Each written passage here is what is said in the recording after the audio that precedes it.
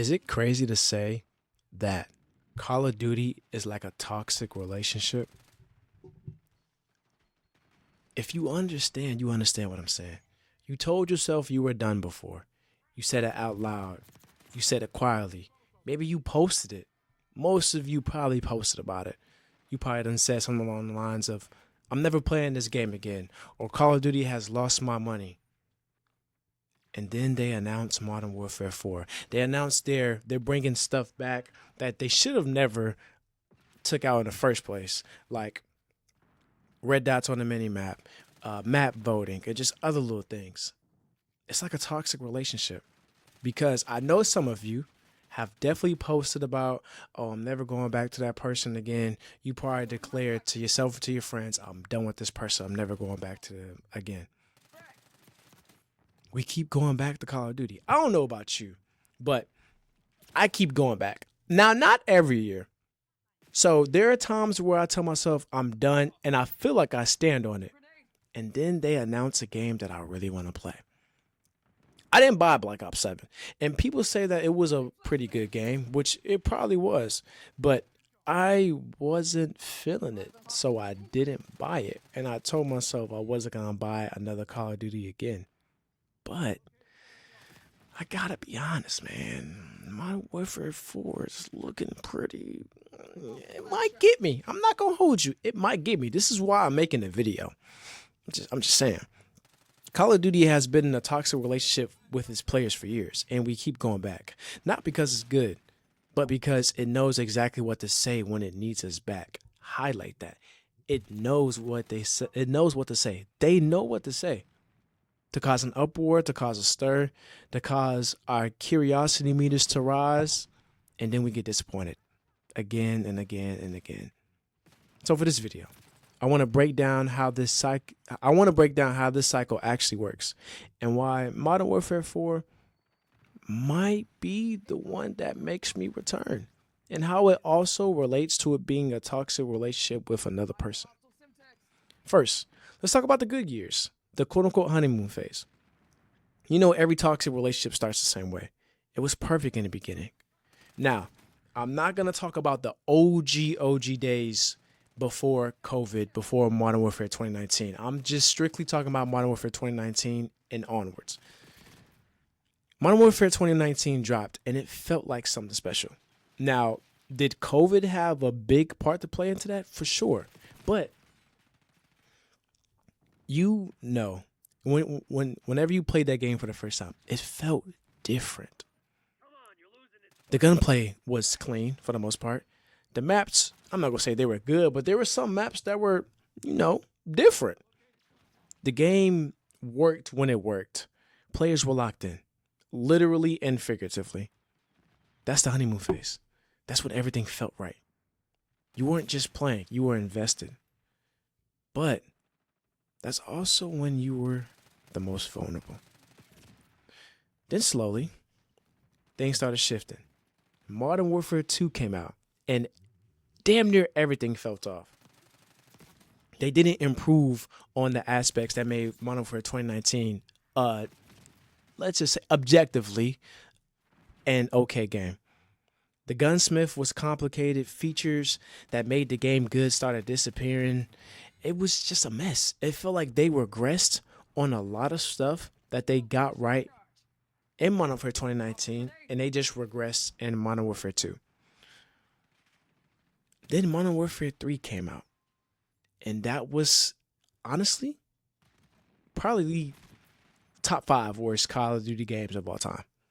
For sure. Just top 5. The animation was terrible. The graphics were terrible. And I'm not a big graphics person. As long as the game is good, the graphics can be okay. But overall, it was terrible. The maps were terrible. The gunsmith and just the gameplay was terrible. Guns that were supposed to work weren't working. The attachments that were supposed to work weren't working. Guns were getting buffed, and guns were getting nerfed, left in and left out. Definitely one of the worst perceived entries the franchise I have ever seen. And you want to know what's comparable to that? Black Ops 7. Black Ops 6 came out, right? And it had small improvements. It had small improvements and improvements enough to bring me back into it. Because, I like Black Ops 6. The zombies was okay. The zombies was cool. I didn't really care for Cold War, if I'm being honest with you. I just didn't really care for it, so I didn't buy it. But it was okay. The Black Ops 6 came out. Multiplayer was fun a little bit.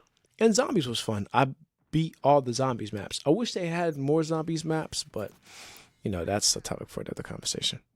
But Black Ops 7 came out, and it was just met with an overwhelmingly negative review and overwhelmingly negative feel for a lot of players. Now, is it an okay game? Sure, if you want to talk about it from an objective standpoint. That campaign, we're not going to talk about the campaign. The campaign is trash, for sure. But overall, it was okay. It was just okay. But what Call of Duty keeps on doing, they keep breaking promises every single time. And every single time it sounds and seems like they're making progress in one area, and you think it's going to get better and better. They either backtrack in a whole nother avenue, or that progress gets worse. So it seems like every step that they take forward, they're taking 2 steps back. Here's where the toxic relationship parallel really kicks in. In a bad relationship, right? You don't always leave immediately. You make excuses. You remember how good it used to be. Call of Duty is very good at using nostalgia to capture its players. You think maybe it'll get back to the OG days, to how good everything used to be. But deep down, it will never be that way ever again. Times are different. Everything is different now. How everything was 10, 15 years ago is not how it is today. Obviously, we know this, right? But nostalgia does a very good thing, a very good job at making you wish and feel as if everything can go back to the way that it was. So you stay, or you leave and you come back over and over. And that's exactly what is happening with the COD community. Now, you know the move. You finally pull away. And you feel good. You finally have made the declaration of never giving COD another dollar, another cent ever again until they finally fix all the issues that you've had a problem with. And they get back to making good quality games. And they feel it. Whether they try and say that they don't feel it, they understand it. And suddenly everything's a little different. They're apologizing, but not really. They're showing up with everything you said you wanted, but not really. They're talking about the future, making promises that most of the time they are not going to keep. I feel like that's Modern Warfare 4. Activision seemingly in some way acknowledged that Black Ops 7 fell short. They announced a fundamental strategy shift and promised, meaningful innovation, not incremental changes. And then the feature list dropped. Theater mode, back. Map voting, back. Red dots on the minimap, back. Classic perks, back. Classic prestige, back. The ability to play the campaign offline, back. When, in actuality, right, when you really, if you've been a fan, if you've been a player of Call of Duty for a long time, this seems like the normality. This should seem like the standard, right? But it's not anymore. And it hasn't been in quite some time. So if you haven't played Call of Duty since the OG days, you're looking at this, you're thinking, WTF, what is this? It's everything that the community has been asking for years. Freedom. This is freedom, essentially. They keep taking things back from us over and over and over again. And then when we finally have an outrage, okay, they give us something else back little by little. And it's not even what we fucking asked for. It's something completely different. But it's enough to shut us up. Doesn't that sound familiar? Think about a significant other who you've had a toxic relationship in the past, right? They say something along the lines of, I know what I did was wrong. I know what you need. Look, I've changed. I'm giving you everything you've asked for. It's the most effective move in a toxic relationship playbook because it doesn't come across as fake, at least for the most part. They actually are giving you what you wanted. And that's what makes it so hard to walk away fully. And here's why it works. When someone or something gives you exactly what you've been asking for, your brain registers it as proof that it can be what you need. So you stop thinking about the years of disappointment. You start thinking about what's possible now. And honestly, that's understandable. That's real. Every single one of us has been through that in some way, shape, or form. And that's what Modern Warfare 4 is doing. It isn't just throwing features in a list.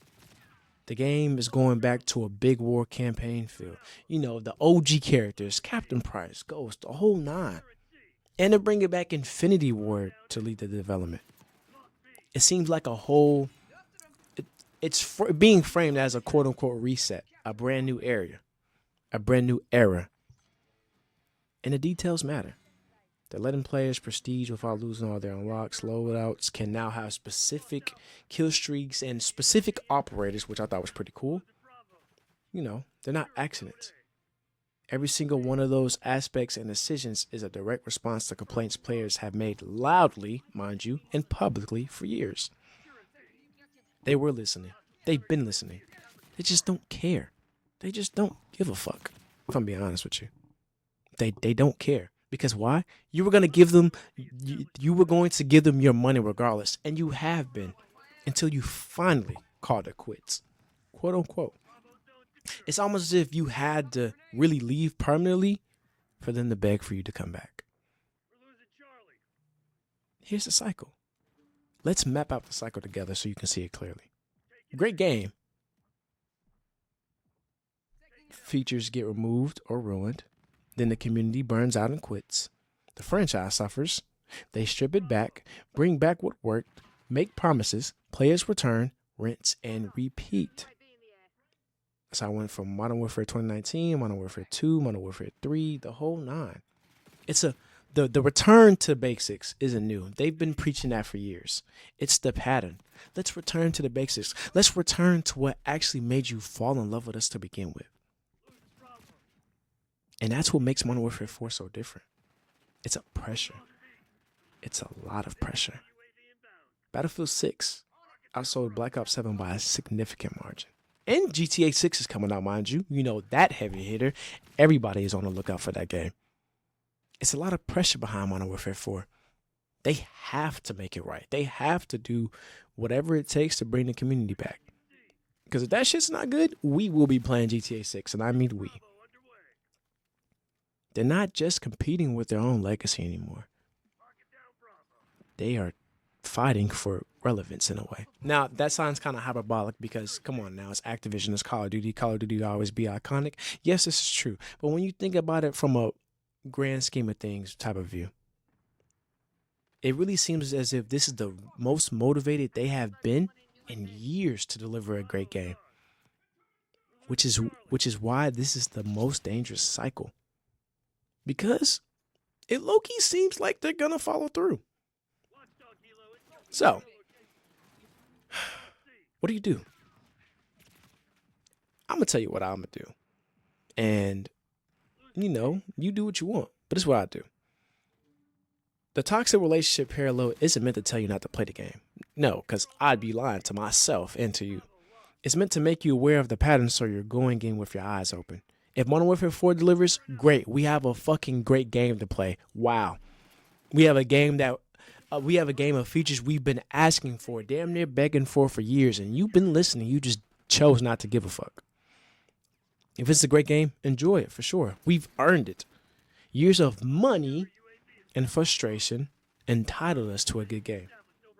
But do not forget about the pattern. Don't forget. You can forgive. Even then, I wouldn't forgive. It's going to take a lot of time for them to make up of the BS and slop that they've been giving us and that we've been buying. So it's up to us, which is why I'm saying don't forget the pattern. Don't forget that the cycle still exists. Don't act like it never happened. And definitely, please don't pre-order it. Don't pre-order it. I'm not gonna lie to you. If you pre-order it, I'm gonna get mad. Don't pre-order it. Make them earn it. Play the beta, okay. Watch the reviews. I might drop a review. So if y'all like, comment, subscribe. You know what I'm saying? I might do it. Shameless plug. I know, my fault. Let's see if the follow-through matches the promise. Because the best thing that we can do in any relationship with a person or a video game is be aware of the history while staying open to what's in front of you. I say all that to say this. They know what they're doing. They took away the stuff that you love. We are their test subjects in a way. They let you sit with it long enough to make you miss it. Then come back with everything you've asked for, right when a major competitor showed up to the party. And it's working, because honestly, if they actually deliver, it should work. But again, just don't let them forget. If you've been through this cycle with COD, drop a comment. How many times have you said you were done and came back? And let me know if you're curious about Modern Warfare 4 and if it's actually going to hold up. Because, you know, I ain't gonna lie, I might cover it. Subscribe so you don't miss it. Hey, we're going to see if Modern Warfare 4 holds up. Because if it doesn't, it might be actually time to break up and never return. Maybe.